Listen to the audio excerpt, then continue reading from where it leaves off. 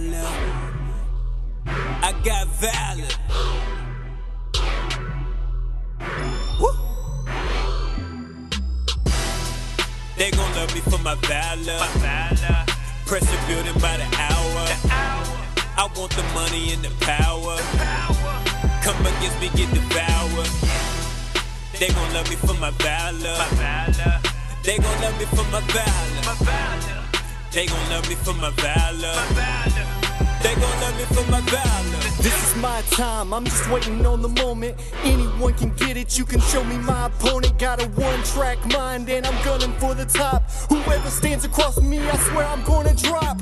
Trained in the art of war, I swear that he don't want it. Mental pictures of these blows, we gon' see if he absorb it. Fully focused on the win, my emotions taking over. The crowd starts to sound, the time is getting closer. I got the power, I got the power. Welcome to Valor Fights 42. We're in Newport, Tennessee at Cott County High School. Great to have you with us. I'm Vince Ferrara alongside the awesome Casey Oxendine, analyst here tonight. Our pro MMA bout tonight is a lightweight bout, and we're excited about it. As usual, Valor Fights coming up strong in matchmaking, and this one is no different. It's Quentin Culpepper taking on Stephen Hagg, who is a Hamilton County Sheriff's Officer and a pretty good MMA fighter as well. Casey, what do you think about it? Well, he's tremendous. I don't know that they could have compiled a better main event than this one. Quentin Culpepper, of course, it's been a viral video, that nasty knockout that he had, and of course we saw it all over Flow Combat.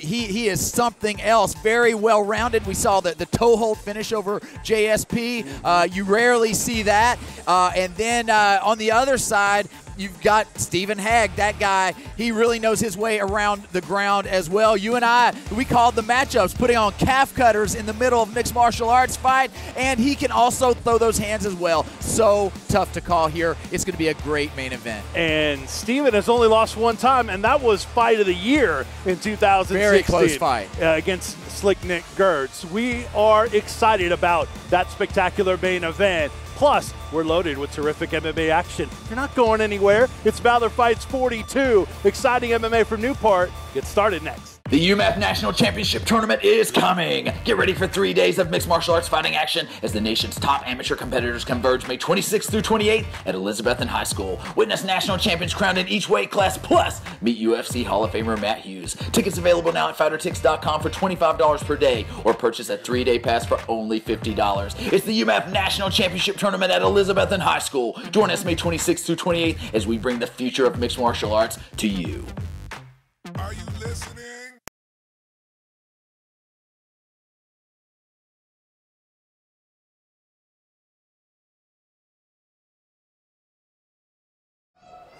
This bout is scheduled for 3 3-minute rounds. First, fighting out of the red corner, he weighed in at 165 pounds. Fights out of local legends in Morristown, Tennessee, and tonight he is making his MMA debut, Patrick Johnson.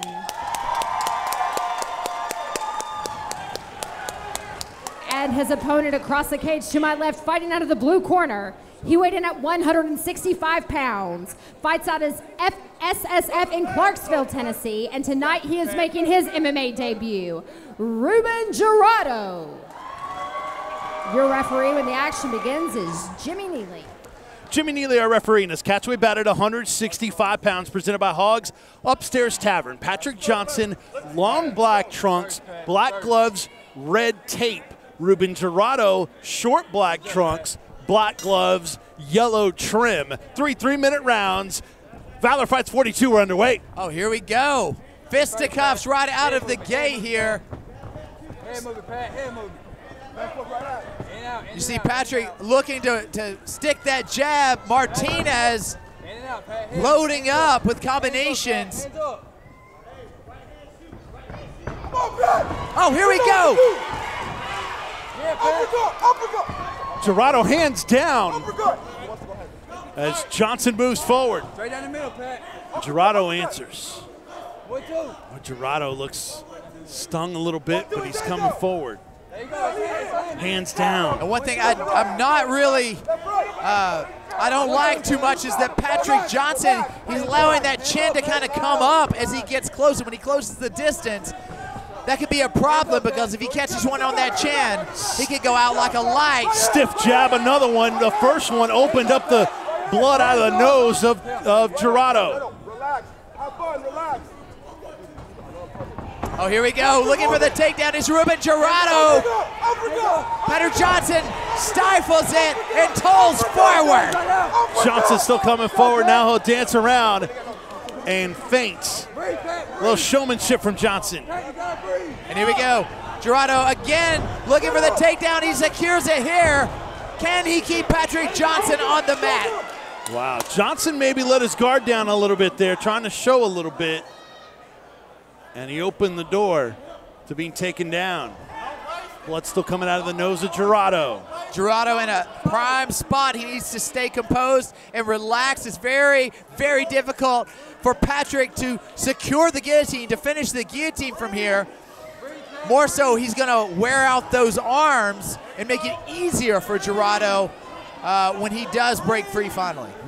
Less than a minute left in round number 1, 3-minute rounds. Now, one thing that could possibly happen is the Vlan flu choke. You see that Patrick Johnson is kind of tied up there. If Gerardo is able to take his left arm and secure it underneath and grab his own arm, he could possibly secure a choke here. Made most famous by Ovince St. Preux. Ovince St. Preux, absolutely. Look at the lower legs of these two guys. I mean, they are put together. Now, it's something where Gerardo may look to, drop a few of those left hands there into the body, do something, because this still is technically half guard position. So if nothing happens, Jimmy Neely could step up. Now, just as I say it, we got Gerardo looking for the rear naked choke here. Final 10 seconds. Can Johnson hang on? Jimmy Neely looking close. It's over. It's a done deal. Gerardo rallies to beat Johnson. Now what's going on here? Patrick Johnson is complaining. Now what I saw was Ruben Gerardo secured the choke. Patrick Johnson looked like he was about to tap. He heard the clap for 10 seconds, held off like he was going to try to hold off to the end, but ultimately had to tap. But I couldn't see everything from my vantage point. Wow, Jimmy Neely had obviously a great view of it. He's upset. But take a look at the replay here. See. So he first got it. It looked like he was about to tap. You saw the left hand there of Patrick Johnson. I don't know here. I don't see an actual tap, though. You see Patrick Johnson irate here inside the cage. I assume he's claiming that he did not tap. It's hard to say. Let's take a look one more time. Is the fight over, or was he just stopping it because it was the end of the round? Because there's corner work happening right now. It could be. It could be that the fight is over. Okay, I'm getting word. Right here, okay. Look, we see the rear naked choke. Come on. We're told the fight is over. Okay, now watch the left arm of Patrick Johnson. It looked like he was about to reach up and tap. He hears the clapper, and he holds out. And then they turn over. And maybe he wasn't looking to tap originally, but now you see him here. Where's the tap? See, it's covered up here. I don't see a tap.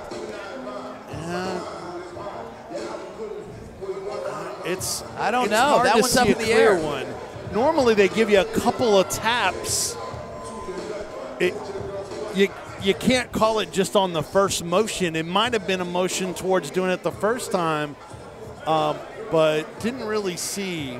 Wow, Patrick Johnson walks away. And he's still arguing about it. All right, the fight is over. Back to Jennifer.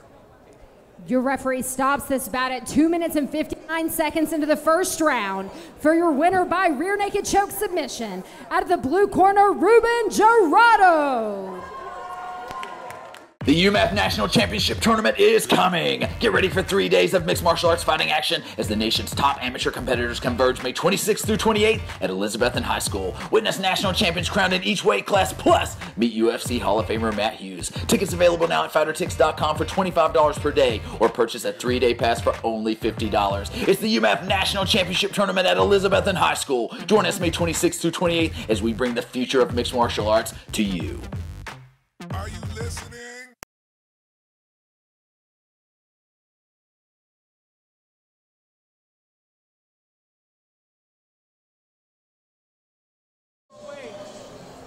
This bout is scheduled for 3 5-minute rounds. First, fighting out of the red corner, he weighed in at 172 pounds. Fights out of Knuckle Up Fitness in Douglasville, Georgia, and tonight he is making his professional MMA debut, Yemi Odewal.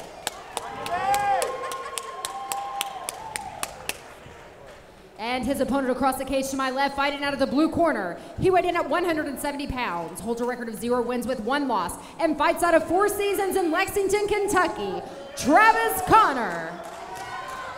Your referee when the action begins is Nate Jolly. Nate Jolly, a referee for this professional welterweight bout at 170 pounds, presented by Chips Transmissions. Yemi Odewal in the black trunks, Travis Connor in the gray trunks. 3 5-minute rounds. Valor Fights 42. We're in Newport, Tennessee at Cott County High School. And they touch gloves? No touch of gloves. Yemi went out to touch. Travis Connor said, no way. They were showing respect before that, so that's a little interesting from Connor. Yeah, I think they were touching gloves before the fact, saying, hey, let's come out and fight. At least that's what Travis Connor's thought on the topic was. What both of these guys put together. Yeah, undoubtedly. Connor, the orthodox fighter, Odewal, standing southpaw, at least momentarily. You know, in mixed martial arts, those stances will change, and as you see right here. Connor charging in, gets the neck of Odewal. Connor always looking to finish. That's one thing that is his signature. He can hurt you a lot of different ways, and he is always fishing for that finish. Got it there. Deeper a little bit on that left underhook.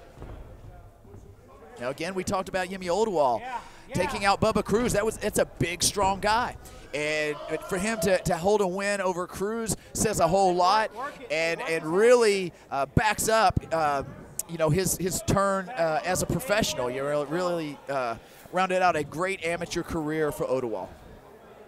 Connor has 3 finishes in his amateur career by strikes, rear naked choke. Keep that overhook. Don't. And actually on another choke as well. Had a disqualification win as well. Started his career back in 2014. The Travis Connor who's on top. Let's get back to your feet here.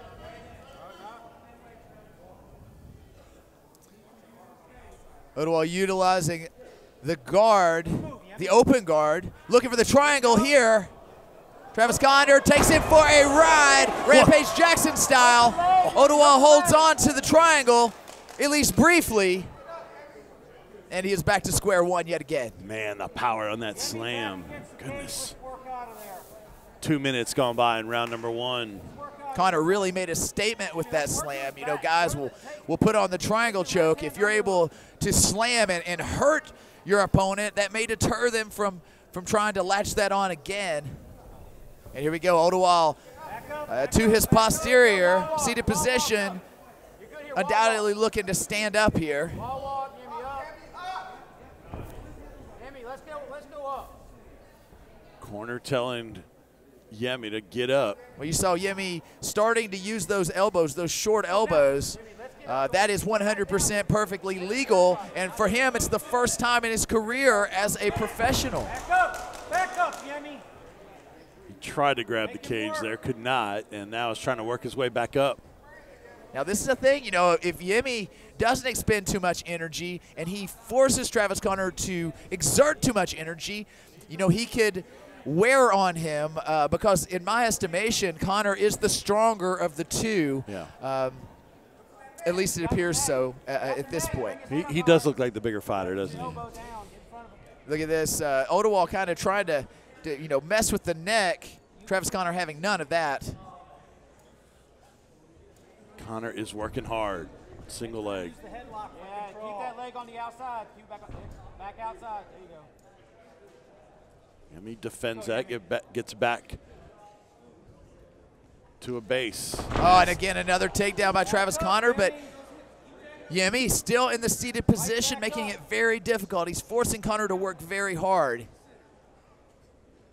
Yemi's win over Bubba Cruz is impressive as we've seen in a long time. Quite an upset. Second round, 223, neck crank. Oh, here we go. Now Odewal with Connor pressed up against the cage. He has the double underhooks. or did at least. Now he has the left underhook, controlling the wrist with his right hand. Knee returned by Connor. Should Yemi try to separate here, or do you I don't know. I like what he's doing there. You know, he's controlling that wrist. That allows him to set up those knees. That's one thing that Odewall is known for. He's got very proficient knee strikes, particularly in the clinch, and you see it there. Travis Connor responds. Connor turns him around. Connor's thighs are just massive. Final 20 seconds of this first round. I think at this point, if I'm Travis Connor, I would keep the pressure in, not exert too much more energy. I don't think one more takedown is going to secure the round any more than it's already secured, but it will take some energy out of him, you know? And so we leave round one here with undoubtedly Travis Connor in the lead, but now he picks Odewall up, helps him up, you know? You're right. I think they probably just agreed that, hey, let's not touch, let's get after it. Because there was respect before and during. All right, so who would you score that first round to Connor? Undoubtedly to Connor, but Connor did expend a lot of energy. He's going to have to be careful and pace himself. You know, some of those takedowns were, you know, a lot of extra work that really got zero accomplished, although that really made a statement and was really pretty to watch. That being said, it can also be dangerous. Had he not slipped it, he could have gotten even tighter into that lock, so he really needs to watch that. That being said, Travis Connor is in great shape, and if he can continue to toll away with that pressure, then he's going to definitely have a lot of success here in the fight. Yemi standing up in his corner. He still looks like he's good. And that's what I'm talking about. You see here, Travis, he's still down on the stool. He's catching his breath here. Odewall, fresh as rain. And again, you know, I think that's due to Connor's work rate here. He really expended a lot of energy. Yemi's ready to go. Hey, Charlie's telling him to get back. And Yemi wanted to touch gloves, and Connor would not. Corner wants Yemi to move forward. Okay, Yemi in the southpaw position again. Big overhand there by Travis Connor, closing the distance. So back to where we spent a good part of the first round. Yeah. We'll see how much it takes for Connor to get him down. You'll typically see in a fight, as a fighter wears, it gets harder and harder for them to complete the takedowns as the fight goes on, especially in the clinch up against the cage. That takes a lot of brute power, a lot of grunt work, as opposed to like a hip toss or something where it's very explosive and quick. What do you think of the way Yemi's defending this? I think good. I think that, you know, and even when he goes down like this, look, he's back to the seated position. He's making Travis Connor work really, really hard to keep him down. And it could be that Connor feels like that he is, you know, a little tired. He needs to take a breather. He wants to hold Yemi down a little bit to get another head of steam going before he opens back up. Well, Yemi, it looks like he's just catching his breath. He turned his head and looked over to his corner. Look at that, right back to his feet. And so all of that work, you know, essentially was for nothing, you know, depending on how the judges score, because really there was no damage inflicted following the takedown. Well, the pressure, the aggression, I mean, that's still to Connor's advantage right now. The aggression, but if Yemi is able to you know, hit some damage. Damage is #1 criteria, and aggression is a secondary criteria. Well, Yemi's just kind of defending right now. He hadn't been able to be very offensive at any point. Not much. I mean, he's trying to stick some elbows there. Yeah, a couple of elbows, but yeah, he's still on the defense. But how long can Travis Connor continue to push forward like this? Right. We're scheduled for 3 5-minute rounds. Oh, here we go. Looking for the guillotine. Is Yemi Odewall. Right there, Yemi. That's uncomfortable for him. Use the headlock for control, Yemi, and circle your butt away from the cage and use that. Corner telling Yemi to go after that head control. Now, when you do go for the guillotine, it may allow your opponent to scoop into your hips deeper. You know, typically speaking, defending the takedown, you need the crossface. So you're kind of taking a risk here, a gamble, that you'll be able to secure the guillotine. And won't that burn your arms a little bit more? It can. Again, another takedown. Yemi back to the seated position. And back up. Yeah. And again, if I'm Yemi, hit that crossface.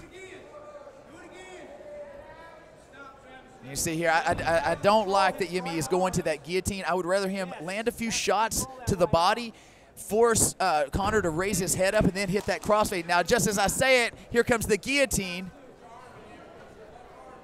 Foot stomp from Connor. Yeah, that's starting to look a little tight there, that guillotine choke. Now Yemi, the first time in the match, looking tough. He may be looking for the Peruvian necktie. Oh, beautiful switch out by Travis Connor, reversing the position yet again. Very crucial move here. That was very good. Corner wanting elbows from Connor on top. And just as we say it, here comes Yemi working to the back of Travis Connor. Getting a little ahead of himself. Wow. And he ended up on the other side. Yeah, you've got to be very careful. You know, I'm working with a lot of the guys, and I prefer the gut wrench and staying low on the hips rather than sinking the hooks, because that can happen. When a guy TPs up and raises his hips in the air, it's very easy to fall off. And they're slippery right now because they're sweating. Yep. Still attacking the neck. Here we go. Now Yemi opening up. Wow, he opened up just to try to go for the takedown. Yeah. I think that if I were Yemi, I would have continued the punches because Travis wasn't defending at all here. And those are more likely to influence the judges as well. I think so. Because no one's really thrown any punches. We had a couple at the start of the round, but that could have been very influential to the judges. Yemi really needs to get on it and start throwing a lot of shots, doing anything he can to possibly influence the judges. Oh, here we go, looking to pull into the guillotine, closing that guard. Wow. Here we go. Pulling hard. I don't know that he has enough grip on the hips of Travis Connor to make this work. 10 seconds. But a good attack. Can Connor hold on? I think his chin is under. He's going to be all right. He's still punching, and that's the end of the round. Yeah. So how do you score? You got to give it to Travis Connor. Yeah. You do. But like I said, there were moments in the fight where Yemi could have turned it around, I think. I think when he opened up with that flurry, I think when he advanced to the back and he hastily jumped into the hooks position and lost it, if he had stayed back just a little bit, I think that he could have worked into a better situation. But that being said, those things didn't happen, and Travis Connor was dominant throughout most of that round. Yemi a little bit different in the corner this time, as he looks a lot more tired than he was after round one, but Travis Connor looks even more exhausted as well. The UMAF National Championship Tournament is coming. Get ready for 3 days of mixed martial arts fighting action as the nation's top amateur competitors converge May 26th through 28th at Elizabethton High School. Witness national champions crowned in each weight class, plus meet UFC Hall of Famer Matt Hughes. Tickets available now at fightertix.com for $25 per day, or purchase a 3-day pass for only $50. It's the UMAF National Championship Tournament at Elizabethton High School. Join us May 26th through 28th as we bring the future of mixed martial arts to you. Are you listening?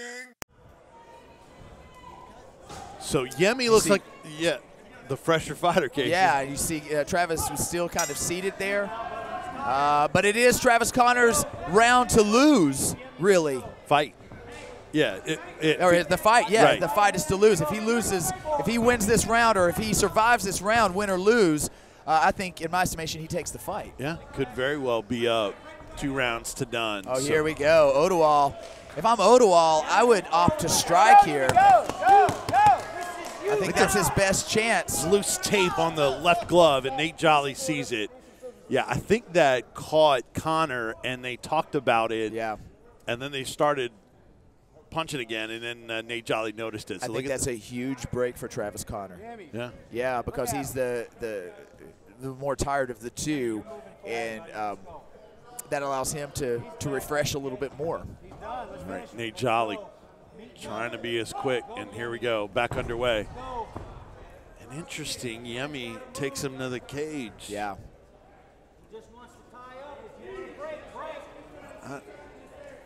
If I'm Yemi, I would have wanted to try to stay in the stand-up and separate. Yeah, this is a game that, it's been all Travis Connor's in the first 2 rounds. I mean, even if he hasn't been threatened, and he really hasn't with a sub, he's still likely losing a fight. Yeah, undoubtedly. And like I said, You got to let go of that guillotine or you will get thrown upside down. It's happened over and over tonight. Yeah. Let go of the guillotine. Go towards the crossface unless you really have it deep. And look at Connor. He's looking for that finish. Just as I say it, Ottawall stands back up, presses back in. More. Let's go, let's go, let's go. One is not going to do it, Yemi. Yeah. Go, Yemi, let's go. Light him up. Here we go. Connor is absolutely exhausted. This is his moment. Exactly. Now, the only way that there is another direction this fight could go is if, without a finish, is if Ottawall nearly finishes and gets a 10-8 round, and then we would see a draw. He's going for... Now, he needs to stay way back if he wants to complete this. Travis Connor, very good at TPing up. Oh, a tough spot here for Connor. Well, the striking set this up. Yeah. But I think more than anything, it's the fatigue that has gotten Travis Connor into this situation. Connor punching back. Palm to palm, Yemi, palm to palm. Well, putting his thumb up, saying he's okay. Yeah, but he's got to watch. He raised that neck up, and the arm of Ottawall could slip right in there. Now, that being said, Ottawall could burn out his arms trying to get the finish. Get your hips in it. Connor turning his head back towards Ottawall, and he's out momentarily. Get some space, get away. Turn your side parallel to the cage. Work some strikes in there. Now, this is deemed a very dominant position. Just as I say it, Connor's back out, goes for the guillotine again. Finish it, finish it. Oh, here we go. Now he has the closed guard with the guillotine choke. Will it be enough? Left elbow down. Nate Jolly looking in close. Oh, he is pulling for all he's got. Yep, and Connor with that big bowling ball of a head, he gets out. And now he's on top again. Yeah, and he really pulled hard, so it could be his arms kind of flushing out. But as I say, Ottawall back to the feet, so good at that technique, man. And that's really what it takes to weather the storm of a big guy. But with 1:30 left, will it be enough? Yeah, weathering the storm, doing an amazing job defensively, but he's likely losing the fight.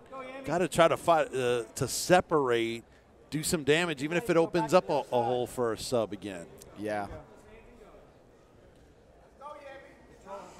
It doesn't matter if Connor ends up being the more exhausted fighter at the end.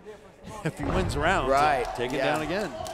That being said, I think that Ottawall right now is ahead in the third round. Oh, here we go. It's an opportunity. But nothing on the strikes of Yemi Ottawall. That's I don't think those were really clean shots. 45 seconds left in the fight. Yeah, just nothing left there. If I were Ottawall, I'd try to position myself to possibly land the elbows. Yeah. You know, those don't take nearly as much force, just pressure, and they can cut you open. And you know, I think that's what it's going to take. Like I said, I think Ottawall definitely ahead in this round, but he's not going to win a 10-8 like this. Right. Get him away from the cage, Yemi. Yeah. Okay, now this is tough. Can Ottawall get a finish? Final 10 seconds of the fight. Connor's going to hang on here. And they're going to go to the judges' scorecards. What a fight, Vince. Man. Technically speaking, you know, a very deep fight here. These guys really fought hard, gutted deep, and they showed a lot of skill, tremendous amount of skill. So you would give Connor that fight? I would give him 29-28. Yeah. I tend to agree with you. Even though Yemi showed a ton of skills, it's about winning rounds. If you go to the there could be a judge in the house that ruled the second round for Yemi, possibly just because of his ability to fight back. But in my estimation, it's all Travis Connor. Very intriguing as we'll go to the judges' scorecards on this one. And this pro bout. And the two need to be separated here as Connor telling Yemi that you got beat, and the corner of Connor has to push him back. as Yemi was walking around saying, no, I won. And then Connor continues to talk to Yemi, tongue out. He's trying to show his confidence. And these two who had shown some respect for one another. Remember, Connor helped Yemi up at the end of the first round. And now words at the end afterwards needing to be separated. Both tried to sell that they won the fight. Awful lot going to depend on how the judges deem the technical aspects of what we saw. Some heat after this welterweight bout.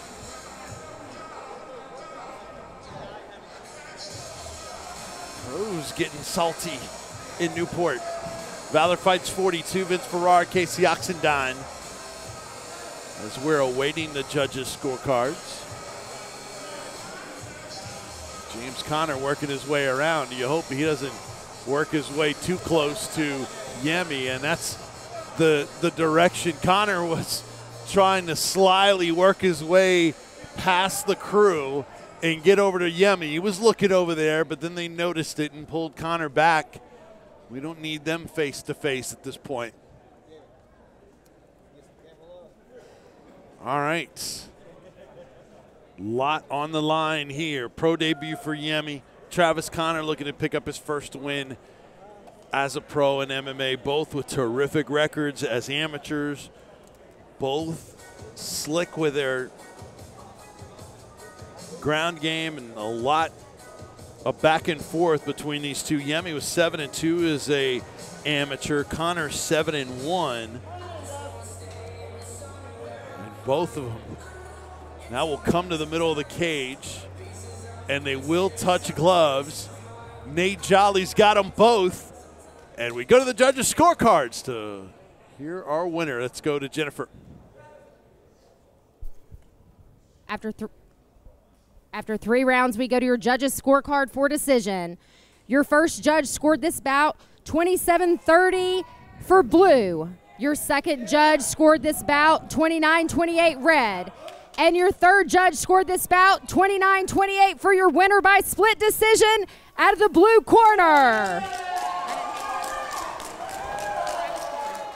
The UMAF National Championship Tournament is coming. Get ready for 3 days of mixed martial arts fighting action as the nation's top amateur competitors converge May 26th through 28th at Elizabethton High School. Witness national champions crowned in each weight class, plus meet UFC Hall of Famer Matt Hughes. Tickets available now at fightertix.com for $25 per day, or purchase a 3-day pass for only $50. It's the UMAF National Championship Tournament at Elizabethton High School. Join us May 26th through 28th as we bring the future of mixed martial arts to you. Are you listening?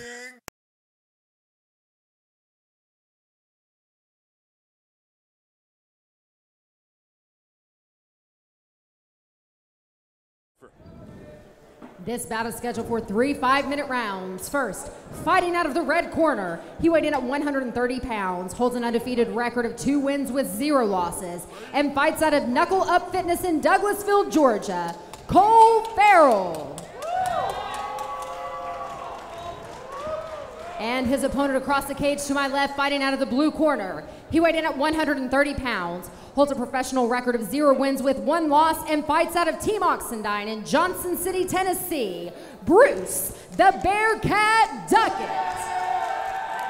Your referee when the action begins is Jimmy Neely. Jimmy Neely, our referee for this catchweight bout at 130 pounds. Professionals in the bout presented by Barbarossa Saloon. Cole Farrell in the white and green trunks. Bruce Duckett in the white, red, and black trunks. 3 5-minute rounds, Newport, Tennessee. Valor Fights 42 were underway. They had agreed to touch gloves, and I think Duckett changed his mind. Oh, those are big shots by Farrell. Wow. Duckett working that takedown defense here. Farrell with the takedown. Stay off the side. Your side. Don't let that knee inside. Get his knee back. There you go. Farrell looking to advance his position here Side control. quickly. Don't let him take you back. Turn your hips. 30 seconds into round number 1. Here we go, looking for the Hit him off the cage. For the pressure here, Cole Farrell in the half guard position. Dominant spot in mixed martial arts competition. Now looking for the guillotine. Looking to finish with the guillotine. That's a tight hold. Wow. You can see the face tap. That's it. Oh, and the tap. Cole Farrell in about a minute defeats Bruce Duckett. Cole Farrell is good. Yeah, very good. Very tight submissions. He's very aggressive with them, and he sealed that one up. Tight position. Take a look at the finish here. Well, it's right here. He's still in half guard position, still able to secure the position, and he does such. Very, very deep, and one of my favorites. One of my favorites, top guillotine. And Cole Farrell lifting up Bruce Duckett, who is certainly disappointed, but nice show of sportsmanship by Cole Farrell. He is an exciting young guy, and Cole Farrell now has run off as an amateur and a pro 4 straight wins, including 3 as a professional, and he's moved to 3-0 in his pro career. Ton of confidence, charisma to sell himself, and being able to talk is a big deal in MMA. Back to Jennifer. Your referee stops this fight at 58 seconds into the first round for your winner by guillotine submission, Cole Farrell. Cole Farrell moves to 3-0. Bruce Duckett falls to 0-2. And Casey's going to talk to our winner, Cole Farrell. Cole, big win there, man. This time by guillotine from top position. You got that half guard, you sunk it in, you were able to finish the fight. Talk about it. First off, I want to give the glory to God first, as I always do. Second of all, I want to give credit to Bruce Duckett for stepping in the cage. Third off, I'm the best. I'm one of the best in the world. And if you don't believe me, then guess what? You get to keep watching me win. I find the balance of being humble and confident, and God gives me the glory. This is my time. I put my entire life into this. So shout out to my father, my coach Mike, my teammates, my mother, my son, my girlfriend, everyone who helped me get to this moment right now. It's 3-0 to some of you, but it's only the beginning to me. There you have it, your winner tonight, Cole Farrell.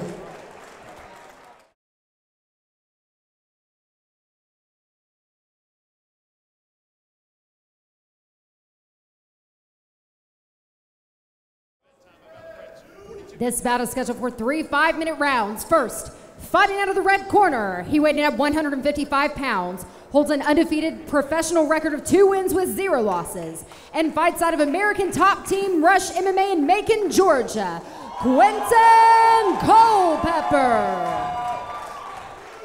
And his opponent across the cage to my left, fighting out of the blue corner. He weighed in at 155 pounds, holds a record of 2 wins with 1 loss, and fights out of Fit Factory Victory BJJ in Morristown, Tennessee, Smooth Stephen Haig.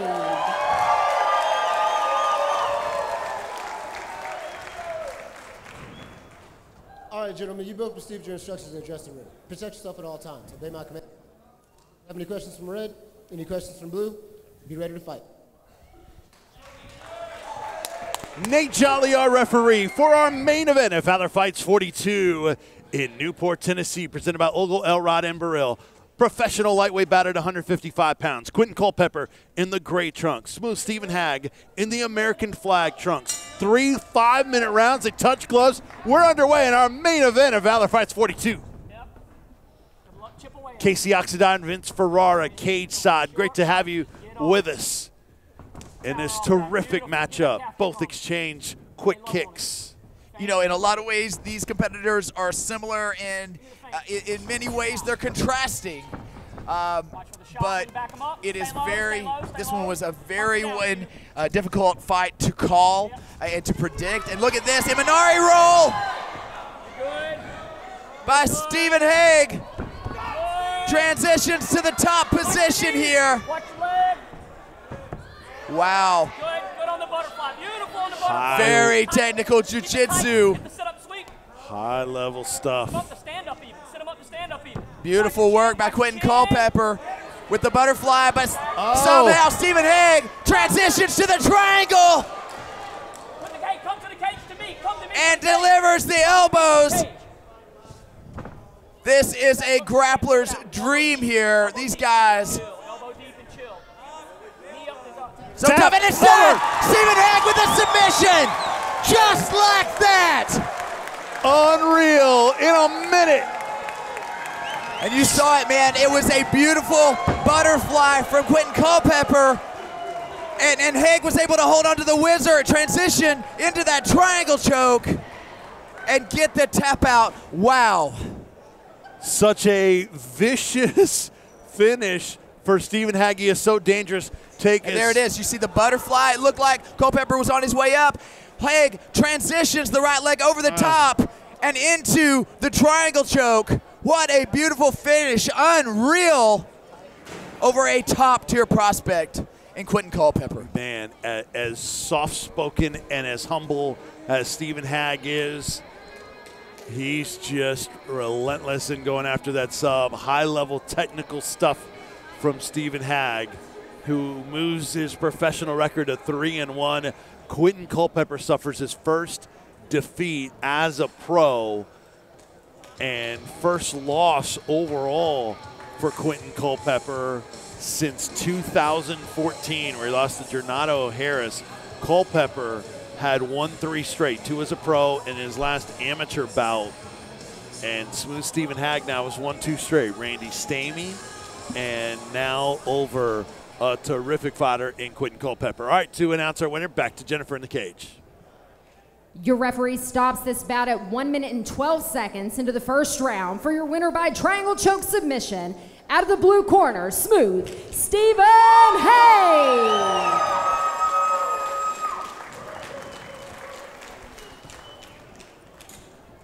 Stephen, I've known you for many, many years, man. You started out as a grappling phenom and progressed into the mixed martial arts talent that you are, but man, those roots, they never die. It started with an Eminari roll, and it transitioned to what appeared that Quentin was looking to butterfly you. You caught the whizzer, you slung the leg over, you secured that triangle choke, and it was a done deal. Talk about this fight.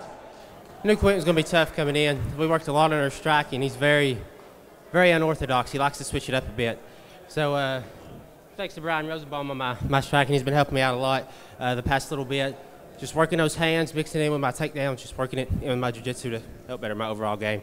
This was a very difficult fight to call. Quentin Culpepper, you know, he actually came out of his last fight with a toe hold submission. You don't see that very often. I've actually seen you with the calf slash or the calf cutter in mixed martial arts competition. Another move you rarely see. And when you roll the dice, you know, it's hard to tell what's going to happen. In this case, you come out with the victory in very smooth fashion. What is next for you? We'll see what Valor has. We just have to wait and see, but I'm ready. I feel good. Well, really quick, I know a lot of people came out here to support you. A police officer there in Morristown doing so much for the community. You know, talk about it. Give your shout-outs where they're due. Yes. Shout out to all my sponsors. Big Grips Athletics, Smith Vending Company, Fortress Fitness Kickboxing, 5 Rivers CrossFit, International Coin Sale World Showcase, Make Yourself Tattoo Studio, Hearst Real Estate and Auction, Robert's Auto Sales, West End Pawn. Big thanks to my coaches, B. Phil Hurst, Brian Rosenbaum, Gene Click. Everybody helped prepare me for this fight. Thanks to all my friends and family, everybody at the Sheriff's Office that come out to support me. Thank you all. Oh, most importantly, thanks to my wife. We're about to have a baby, so I'm ready to get out here and get home to her. Thank you. One more time for your winner, Smooth Stephen Hague.